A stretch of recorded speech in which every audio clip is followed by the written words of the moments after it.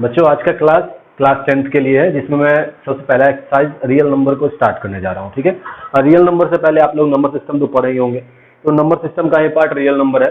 तो real number में कुछ टर्म्स जो है पहले मैं बता दे रहा हूँ कि क्या क्या जानना है। ठीक है, तो सबसे पहला चीज देखिएगा, इसमें प्राइम नंबर होता क्या है कि a number is said to be prime if it has no other factor other than 1 and itself. मतलब क्या कहने का है कि एक ऐसा नंबर जिसका एक और उसके अलावा कोई भी फैक्टर ना हो, तो उसको हम बोलेंगे प्राइम नंबर। जैसे कि आपका टू का फैक्टर क्या क्या 1 और 2 होता है, 3 का 1 और 3, 5 का 1 और 5, 7 का 1 और 7, 11 का 1 और 11। मतलब ये 1 और इटसेल्फ हो रहा है, इसलिए इसको प्राइम नंबर बोलते हैं। अगला आता है कंपोजिट नंबर। कंपोजिट नंबर क्या होता है? Number is said to be a composite if it has at least one factor other than 1 and itself। मतलब कि 1 और अपने आप से फैक्टर होने के अलावा कोई और नंबर भी जो है उसको काटेगा। ठीक है, तो उसको हम बोलेंगे कंपोजिट नंबर। जैसे कि 4 क्या कैसे कटेगा? 1 4 से तो कटेगा, 2 से भी कटता है। फिर 6 क्या चीज है? 1 6 और 3 से भी कटेगा। 8 1 2 4 और 8 से कटेगा। तो ये आपका कंपोजिट नंबर है। Coprime number, a number is said to be a coprime if two natural number having HCF is 1। मतलब दो नंबर का HCF अगर सिंगल 1 आता है तो वो दोनों नंबर को प्राइम कहलाता है। ठीक है, तो इसको आप लोग नोट डाउन कर लीजिए। ये बेसिक था इसलिए मैं इसको बताया हूं, इसको नोट डाउन करिएगा। स्टेटमेंट क्या होता है कि if A and B are two positive integer then Q and R with the quotient and remainder respectively, तो therefore then A is equal to BQ plus R। ये होता है जहां पे R जो है आपका ग्रेटर देन इक्वल टू 0 और लेस देन B होता है। अब एक चीज और देख लो, इसको अगर दूसरे तौर पे लिखना चाहो तो ये मेरा डिविडेंड होता है, ये divisor into quotient plus remainder. ये आप लोग 10th क्लास में 9th क्लास में भी पढ़े होंगे कि कोई भी जब हम डिवाइड करते कोई भी नंबर से, जैसे क्या है कि मान लेता हूं कि यहाँ पे देखो, अगर मैं यहाँ पे मान लेता हूँ 24, ये 5 है, तो देखो तो ये कितने बार में लगेगा? 4 टाइम्स में लगेगा। तो रिमाइंडर क्या चाहिए? सिर्फ 5 आ रहा था। इसको बोलते हैं डिविजर। ये हो गया मेरा डिविजर, ये हो गया कोसेंट, और ये होता है मेरा रिमाइंडर। अब जो ये बचता है इसको बोलते हैं हम लोग डिविडेंड। ठीक है, तो ये आपका इक्विलिब्रियम डिवीजन लेमा बोलता है। अब इसमें हम कुछ टर्म्स में बताऊंगा, जैसे कि ये टर्म जो बताया आपका कि रिमाइंडर मेरा 0 से बड़ा और B से छोटा ही क्यों होता है। ठीक है, तो मैं यहीं पे बता रहा हूं कि मैं 5 को 24 से जब 24 को जब मैं 5 से डिवाइड किया तो 4 टाइम्स में, तो ये 20 आया। 20 आने के बाद रिमाइंडर कितना? 4 दे रहा है। तो देखो तो ये R जो है इससे छोटा है या नहीं है? अगर मैं इसके थ्रू चलता हूं तो देखो क्या बोला, A को जब मैं B से डिवाइड किया Q टाइम्स में, तो यहाँ रिमाइंडर क्या आ रहा है? R। तो यही ना, ये दोनों क्या कर रहा है? मल्टीप्लाई कर रहा है, ये दोनों मल्टीप्लाई कर रहा है, और बाद में ये क्या हो जा रहा है? प्लस R हो जा रहा है। तो दे क्या रहा है फाइनलाइज करके? इक्वल टू A दे रहा है। देखो यहाँ पे dividend is equal to divisor into quotient, divisor into quotient plus remainder is equal to dividend. ठीक है, तो अब यहाँ पे क्या है, इससे हम कंपेयर करते हैं। इससे जब हम कंपेयर करेंगे तो ये 4 जो है मेरा 4 यहाँ पे देखिएगा, ये 5 जो है B के बराबर है मेरा, ये मेरा A के बराबर है, ये मेरा Q के बराबर है, और ये मेरा R के बराबर है। ठीक है, इसको मैं थोड़ा अच्छे से और साफ से बना दे रहा हूं, थोड़ा ध्यान से देखिएगा, तब तक इसको नोट डाउन करिए। चलिए बच्चों देखिएगा कि सबसे पहले मैं क्या कर रहा हूं, यहाँ पे मैं 6 को 25 में जब मैं डिवाइड किया, 6 से 25 को जब डिवाइड कर रहा हूं तो 6 4 जा 24, ये देगा क्या? रिमाइंडर 1। अब देखो तो ये मेरा B के बराबर है, ये मेरा Q के बराबर है, ये मेरा R के बराबर है, और ये मेरा A के बराबर है? तो यहाँ पे भी इससे हमको कंपेयर करना है। ये R जो है मेरा, ये जो इनइक्वलिटी दिया, ये क्यों दिया? R जो है 0 से बड़ा या बराबर रहेगा, लेकिन B से हमेशा छोटा रहेगा। ठीक है, तो B का वैल्यू देखो तो क्या यहाँ पे 6 है, ये 6 मेरा, यहाँ देखो 1 आया, 1 मेरा 6 से छोटा है, कभी ये 6 के बराबर नहीं आ सकता है। 6 के बराबर आएगा तो ये 1 टाइम्स में फिर से लगेगा और ये फिर कटेगा, तो इसलिए मेरा ये कंडीशन इसको फॉलो करता है। ठीक है, चलो बच्चों लेमा क्या होता है सो देख लीजिए। लेमा जो होता है आपका, it is the proved statement, मतलब ये पहले से ही प्रूव्ड स्टेटमेंट है जिसका यूज हम किसी भी दूसरे स्टेटमेंट को प्रूव करने के लिए करते हैं। मतलब it is a proved statement which is used to prove another statement, ठीक है। उसके बाद एक टर्म है एल्गोरिदम। एल्गोरिदम क्या होता है, ये एक वेल डिफाइंड स्टेप होता है जिसका यूज करके हम बहुत सारे प्रॉब्लम्स को सॉल्व करते हैं, ठीक है। ये आपका एल्गोरिदम हुआ। चलिए बच्चों, यूक्लिड डिवीजन एल्गोरिदम के बारे में जान लेते हैं थोड़ा। एल्गोरिदम बताने का ये रीजन था, यहाँ कुछ स्टेप्स है, ठीक है। सबसे पहले क्या करना है कि if A and B are two positive numbers and it is use to find out the HCF of two और मोर नंबर्स, मतलब कि ये बेसिकली हमको एचसीएफ निकालने के लिए यूज किया जाएगा, ठीक है। अब सबसे पहले क्या होगा कि इसमें देखना है, दो नंबर दिया है ए और बी। अब ए और बी में कौन बड़ा कौन छोटा है, तो यहाँ पे मैं ले लिया हूँ केस कि ए इज ग्रेटर देन बी, मतलब कि ए बड़ा है और बी छोटा है। तो यहाँ पे डिविडेंड और डिविजर पहचानने का तरीका पकड़ना, जो बड़ा होगा वो आपका डिविडेंड होगा। देखो A is dividend and B is divisor, ठीक है।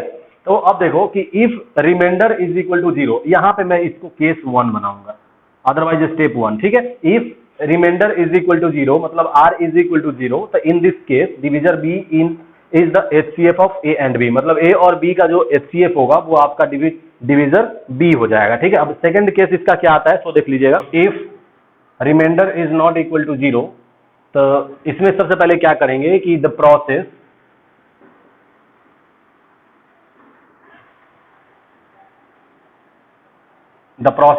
continued till the remainder should be 0, मतलब कि जब तक मेरा रिमाइंडर 0 ना हो जाए तब तक इसका काम करते रहना है कि इन this case HCF is last divisor, मतलब कि जो अंतिम में डिवीजर आएगा वो मेरा क्या हो जाएगा, इसका HCF हो जाएगा, ठीक है। इसको नोट डाउन करिएगा। मैं कुछ एग्जांपल्स करके दिखाता हूं बच्चों। ये कुछ क्वेश्चंस है जिसको मैं बता रहा हूं। मैं इसमें एक क्वेश्चन या दो क्वेश्चन बताऊंगा, उसका बाकी आप लोग का होमवर्क भी है, ठीक है। उसको आप लोग ऐसे से करिएगा। सबसे पहला मैं ले रहा हूं कि ए में क्या दिया है 5 एंड 35। तो इसमें देखो तो ए के लिए मैं जब बनाऊंगा नंबर दिया क्या है 5 एंड 36। तो सबसे पहले हमको चलना है एल्गोरिदम में। एल्गोरिदम में क्या ए और बी दिया था, तो कौन बड़ा कौन छोटा है, तो यहाँ पे चेक करना है 36 इज ग्रेटर देन 5, मतलब कि here a is equal to 36 and b क्या हो गया आपका 5 हो गया। अब हमको लगा देना है क्या एल्गोरिदम। तो एल्गोरिदम क्या बोलता है, इसका डिविजर और डिविडेंड करना है। तो सबसे पहले 5 को डिवाइड करो। 5 को डिवाइड जब हम करेंगे 36 को डिवाइड करेंगे 5 से, तो देखो तो क्या देगा 5 7 35 जाएगा। रिमाइंडर देखो तो क्या आया 1 आया। तो मतलब कि मेरा यहाँ पे ये मेरा B है, ये मेरा Q है और ये मेरा R है। तो ये मेरा क्या हो जा रहा है A हो जा रहा है। तो क्या मेरा एल्गोरिथम बोलता था, यूक्लिड डिवीजन एल्गोरिथम से जब चलेंगे कि A is equal to B q plus R, ठीक है, where R is greater than equal to 0 and less than B, ये होता है। तो चलिए अब A के जगह पर देखो तो क्या है मेरा, A के जगह पर 36 है, A की जगह 36 है, B की जगह पर 5 है, Q कितना आया 7 आया। अब प्लस क्या आ रहा है देखो तो रिमाइंडर क्या आ रहा है 1। अब देखो यहाँ पे, अब यहाँ हमको चेक करना है कि here R is equal to 1, R is not equal to 0 है, ठीक है। तो अब फिर क्या करेंगे, अब यहाँ पे फिर से हम प्रोसेस को आगे बढ़ाएंगे। अब यहाँ देखना मेरे पास नंबर क्या आ गया कि नाउ यहाँ पे मेरा सबसे पहले क्या बताए थे कि लेटेस्ट जो डिविडेंड होता है, सॉरी जो डिवीजर होता है, तो डिवीजर इसमें क्या है देखो तो ये 5 डिवीजर है, बी जो मेरा 5 डिवीजर है ना। अब यहाँ पे ये डिविडेंड हो जाएगा, मतलब कि अब हमको नंबर जो आया 5 और 1 आया। तो 5 और 1 में हमको चेक करना है कि कौन सा है। तो देखो इसमें 5 इज ग्रेटर देन 1 है, तो यहाँ पे मतलब ए हो जाएगा 5 और बी हो जाएगा 1, ठीक है। तो इसको जब डिवाइड करोगे 1 को 5 से, तो देखो 5 बार में लगेगा, ये 0 आया, मतलब कि रिमाइंडर 0 आया। तो देखो तो यहाँ पे फिर अब एल्गोरिथम लगाओगे तो क्या आएगा 5 is equal to 1 into 5 plus 0, ये आया। तो यहाँ पे ये मेरा क्या है डिविडेंड है, सॉरी डिवीजर है। तो मतलब last divisor of number is HCF of given numbers, ठीक है। तो मतलब कि यहाँ पे मेरा HCF क्या हो गया कि therefore HCF of 5 and 36 is equal to 1। ये आपका फाइनल आंसर हुआ, इसको नोट डाउन करिएगा। चलिए बी नंबर क्वेश्चन में एक और बता दे रहा हूँ, 13 एंड 143 ये दिया है। तो सबसे पहले यहाँ पे चेक करना है 143 इज ग्रेटर देन 13 है, मतलब कि a इज इक्वल टू 143 आया और b इज इक्वल टू 13 आया। तो चलिए अब डिवाइड करते हैं। 13 से जब डिवाइड करेंगे 143 को, 13 1 जा 13, ये 1 3 आया, फिर ये 1 बार में लगेगा 13, मतलब कि मेरा यहाँ पे ये पूरा पूरा कट जा रहा है। ठीक है, तो सबसे पहले देखो अब यहाँ पे, अब ये देखेंगे तो यहाँ पे मेरा a का वैल्यू, b का वैल्यू, q का वैल्यू 11 हो जाएगा और r यहाँ पे 0 हो जा रहा है। तो according to Euclid division algorithm क्या हो जाता है आपका, a is equal to B into q plus r. तो a का वैल्यू देखो तो 143 है, b का वैल्यू 13 इंटू 11 प्लस 0, मतलब कि here r is equal to 0। तो देयरफॉर HCF इज डिवीजर।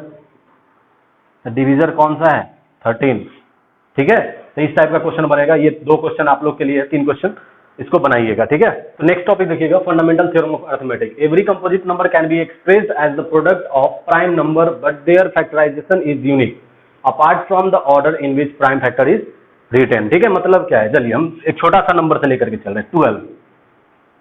ये मेरा एग्जाम्पल है, इसका हमको निकालना है, मतलब प्राइम फैक्टर्स निकालना है इसका। तो सबसे पहले देखो क्या करेंगे, इसको जब तोड़िएगा 2 बार में, तो 2 बार में जब इसको डिवाइड करिए कितना आएगा, 6, ये 6 आया, ये 2 आया। ठीक, 2 मेरा प्राइम है, ये प्राइम नहीं है, तो फिर इसको तोड़ो, ये देखो तो 2 बार से कटेगा, कितने बार में कटेगा, 3 बार में।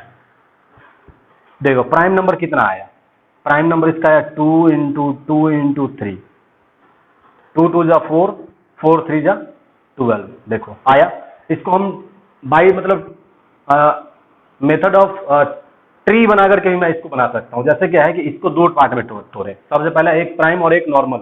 तो सबसे छोटा प्राइम 2 आता है, तो 2 का देखोगे तो 2 से 6 बार में कट रहा है, तो 6 लिख दिए, 6 इंटू 2 12। फिर देखो यहाँ पे 6 को 2 पार्ट में डिवाइड करना है, 2 इंटू 3, ये दोनों प्राइम है, ये भी प्राइम है, तो यहाँ पे ये फैक्टराइजेशन हुआ। एक और देखिएगा, एक और क्वेश्चन है,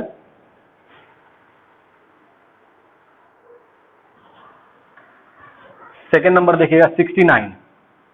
तो देखो तो इस 69 को 2 पार्ट में डिवाइड करना है। सबसे पहले 2 से तो कटेगा नहीं, 3 से कटेगा, 3 लिख दो, 3 2 जा 6 और 3 3 जा 9, तो 3 और 23, इसका अब कोई फैक्टर नहीं है, तो ये भी प्राइम है, मतलब 3 इंटू 23, ये क्या हो गया, इसका प्राइम फैक्टराइजेशन हुआ। फिर एक और क्वेश्चन देखिएगा, चलिए 105 है, सबसे पहले इसको फैक्टराइज करो। प्राइम नंबर 1 से कटेगा नहीं, 3 से कटेगा क्या, 3 से कटेगा, 3 3 जा 9, 3 5 जा 15। फिर देखो ये 35 फिर फैक्टर होता है इसका, क्या क्या फैक्टर होगा, 3 से कटेगा नहीं, 5 से कटेगा, 5 और 7, तो इसका जो फैक्टराइजेशन हुआ क्या हो गया, देखो तो 3 इंटू 5 इंटू 7, तो ये मेरा। फिर अगला देखो, इसको जब तोड़ोगे, सबसे पहले इसको 2 टाइम्स में कटेगा, ये 2 से कटा 1 1 7, ये कटा, देखो तो 117 बार में कटा ये। अब 117 ये किससे कटता है, देखो तो 3 से कटेगा, देखो तो 3 3 जा 9 और 3 9 जा 27। अब ये फिर 3 से कटेगा, इसको जब देखोगे तो ये 3 से कटा, 3 1 जा 3, 3 3 जा 9। अब देखो इसका प्राइम फैक्टर क्या क्या आया, इसका प्राइम फैक्टर है 2 इंटू 3 इंटू 3 इंटू 13, ये मेरा हो गया इसका प्राइम फैक्टर। ठीक है, इसको नोट डाउन करिएगा। चलिए अब अगला टॉपिक देखिएगा कि application of fundamental theorem of arithmetic क्या होता है। सबसे पहला है to find out the HCF, second है LCM और थर्ड है आपका LCM into HCF is equal to first number into second number. ठीक है, तो सबसे पहले हम जानते हैं LCM क्या होता है, लोएस्ट कॉमन मल्टीपल, मतलब कि it is the product of prime in which the greatest common factor of each prime factor and other which is not common in H, मतलब कि ऐसा नंबर जो कि कॉमन होगा उसको 1 टाइम्स लिखना है और जो कॉमन नहीं है उसको भी मल्टीपल कर देना है। ठीक है, तो अगला क्या बोले HCF की it is the product of prime in which the smallest common factor, should be taken from each prime factor, मतलब उसमें जो कॉमन आएगा वही लेंगे। यहाँ पे जो कॉमन आएगा उसको 1 टाइम्स लिखना है, और जो नहीं आता उसको भी लिखना है। यहाँ पे जो कॉमन आएगा बस वही लिखाएगा। तो यही दोनों में डिफरेंस होता है। तो एग्जाम्पल के तौर पे देखिएगा, एग्जाम्पल देखिएगा इसका 32 एंड 64, इसका हमको निकालना है एलसीएम एंड एचसीएफ। तो सबसे पहले हम प्राइम फैक्टर निकालेंगे। 32 का प्राइम फैक्टर निकालो, ये देखो तो 2 बार में कटेगा, ठीक है, 16 टाइम्स। इसको जब तोड़ोगे तो 2 8 टाइम्स, 2 4 टाइम्स, फिर ये 4 2 इंटू 2 टाइम्स, मतलब कि ये कितने बार में कटा, 2 इंटू 2 इंटू 2 1 2 3 4 5, देखो इतना बार में आया।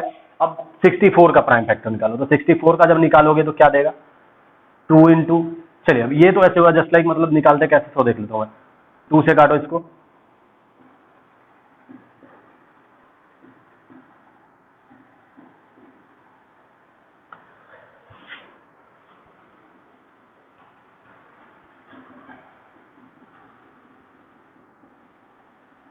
ये है 64 का। अब तो दोनों में कॉमन क्या है, तो कॉमन निकालना, देखो तो यहाँ पे क्या है कि फैक्टर्स, मैं लिख रहा हूँ यहाँ पे, factors of 32 is equal to 2 into 2 into 2 into 2 into 2, ये आया, ठीक है।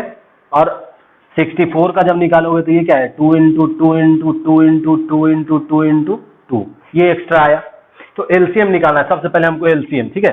तो एलसीएम ऑफ 32 एंड 64, तो क्या करना है यहाँ पे, एलसीएम क्या बोला कि जो कॉमन है उसको 1 टाइम लिखना है।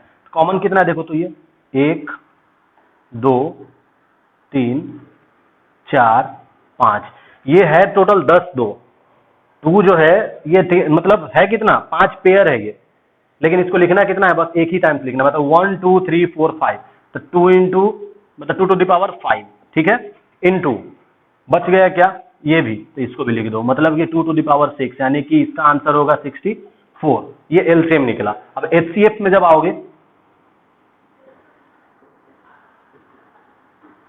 एचसीएफ ऑफ 32 एंड 64, तो ये क्या करेगा, दोनों में जो कॉमन देखो, कॉमन कितना है, 1 2 3 4 5, तो 2 टू द पावर 5 कॉमन आया, तो मतलब कि इसका आंसर हो जाएगा 32। ये हो गया आपका एलसीएम और एचसीएफ निकालने का तरीका, इसको नोट डाउन करिएगा। बच्चों कुछ क्वेश्चंस है जिसको हम लोग यूज करना है, application of fundamental theorem of arithmetic से, ठीक है। तो सबसे पहला क्वेश्चन मैं इसको देख रहा हूँ कि 243 और 729, तो 243 का हम फैक्टराइजेशन लिखेंगे। 243 जो 3 से कटेगा, सबसे पहले इसको देखो, निकालो इसका फैक्टराइजेशन क्या होगा, 3 से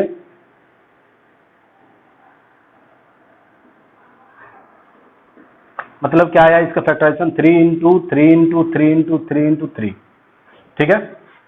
फिर आपका आया 729, 729 का करो 3 टाइम्स में,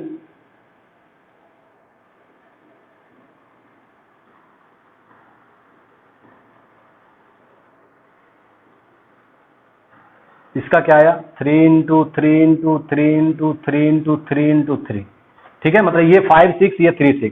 तो एलसीएम जब मैं इसका निकालूंगा, तो एलसीएम ऑफ 243 एंड 279, इसका जब निकालेंगे तो देखो एलसीएम क्या बोलता है, कॉमन जो पार्ट है उसको 1 टाइम लिखना है,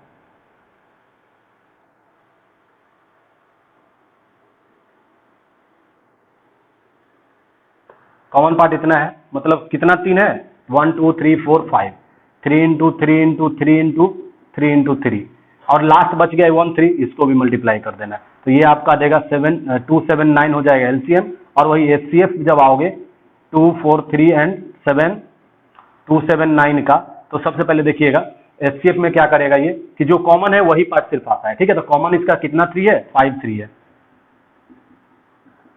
मतलब कि 243 is HCF of given question. बाकी क्वेश्चन जो है उसको आप लोग खुद से बनाइएगा। तो आज के लिए इतना ही करता हूँ। नेक्स्ट क्लास जो होगा वो आपका क्वेश्चन सेशन का होगा, तो इससे रिलेटेड जो भी क्वेश्चन है उसको हम लोग करेंगे, ठीक है।